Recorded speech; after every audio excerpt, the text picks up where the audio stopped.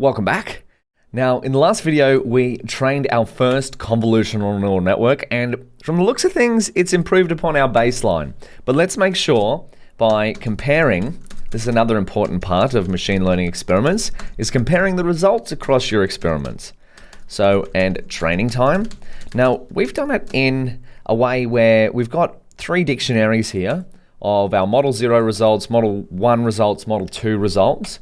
So how about we create a data frame comparing them? So let's import pandas as PD, and we're going to compare results equals pd.dataframe. And because our model results dictionaries all have the same keys, let's pass them in as a list. So Model 0 results, Model 1 results, and Model 2 results to compare them. Wonderful, and what it looks like when we compare the results. Alrighty, so recall our first model was our baseline, V0, it was just two linear layers. And so we have an accuracy of 83.4 and a loss of 0.47. The next model was we trained on the GPU and we introduced nonlinearities. So we actually found that that was worse off than our baseline. But then we brought in the big guns. We brought in the tiny VGG architecture from the CNN Explainer website and trained our first convolutional neural network. And we got the best results so far.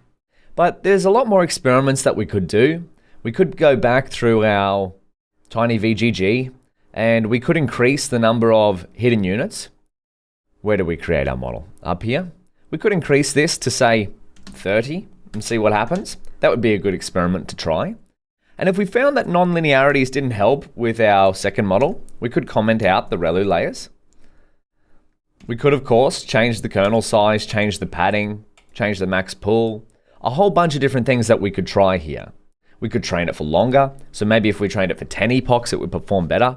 But these are just things to keep in mind and try out. I'd encourage you to give them a go yourself. But for now, we've kept all our experiments quite the same. How about we see the results? We add in the training time, because that's another important thing that we've been tracking as well. So we'll add training time to results comparison. So the reason why we do this is because if this model is performing quite well, even compared to our CNN, so a difference in about 5% accuracy, maybe that's tolerable in the space that we're working. Except that this model might actually train and perform inference 10 times faster than this model. So that's just something to be aware of. It's called the performance speed trade-off. So let's add another column here, compare results, and we're going to add in, oh, excuse me, got a little error there, that's all right. Got trigger happy on the shift and enter. Training time equals, we're going to add in, we've got another list here, is going to be total train time for Model 0, and total train time for Model 1, and total train time for Model 2. And then we have a look at our compare results dictionary, or sorry, compare results data frame. Wonderful. So we see, and now this is another thing, I keep stressing this to keep in mind, if your numbers aren't exactly of what I've got here, don't worry too much. Go back through the code and see if you've set up the random seeds correctly. You might need a CUDA random seed. We may have missed one of those. If your numbers are outlandishly different to these numbers, then you should go back through your code and see if there's something wrong. And again, the training time will be highly dependent on the compute environment you're using. So if you're running this notebook locally, you might get faster training times. If you're running it on a different GPU to what I have, NVIDIA SMI, you might get different training times. So I'm using a Tesla P100, which is quite a fast GPU, but that's because I'm paying for Colab Pro, which generally gives you faster GPUs. And Model 0 was trained on the CPU. So depending on what compute resource Google allocates to you with Google Colab, this number might vary here. So just keep that in mind. These values, training time, will be very dependent on the hardware you're using. But if your numbers are dramatically different, well, then you might want to change something in your code and see what's going on. And how about we finish this off with a graph? So let's go visualize our model results. And while we're doing this, have a look at the data frame above. Is the performance here, 10 seconds longer training time, worth that extra 5% of the results on the accuracy? Now, in our case, we're using a relatively toy problem. What I mean by toy problem is quite a simple data set to try and test this out. But in your practice, that may be worth doing if your model takes longer to train, but gets quite a bit better performance.